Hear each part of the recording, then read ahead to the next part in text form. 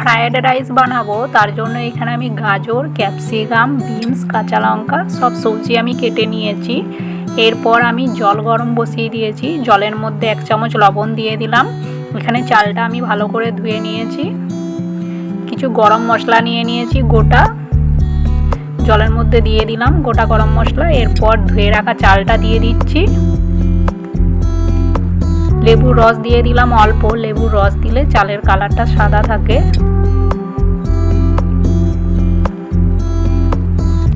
রাইসের আমি জল ঝরিয়ে নিয়েছি, হয়ে গেছে। এরপর আমি রিফাইন তেল দিয়ে সবজিগুলো ভেজে নেব। প্রথমে গাজর, বিনস, ক্যাপসিকাম দিয়ে দিচ্ছি। সব সবজি ভালো করে ভেজে নেব। সবজি ভাজা হয়ে গেছে, এখানে কিছু কাজু কিশমিশ আমি হালকা করে ভেজে নেব। এরপর তেলের মধ্যে আমি 1 চামচ ঘি দিয়ে দিচ্ছি। যে রাইসটা বানিয়েছিলাম সেটা দিয়ে দিলাম। কিছু কাঁচা লঙ্কা কেটে দিয়ে দিচ্ছি,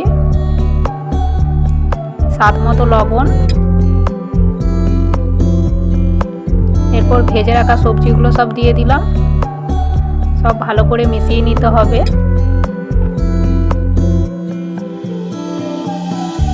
চিনি গুঁড়ো উপর দিয়ে আমি কিছু ছড়িয়ে দিলাম, হালকা হালকা মিষ্টি খেতে লাগবে। কাজু কিশমিশ ভেজে রাখা দিয়ে দিলাম, সব ভালো করে মিশিয়ে নিচ্ছি। ফ্রাইড রাইস আমার রেডি হয়ে গেছে, খুব সুন্দর ঝরঝরে হয়েছে।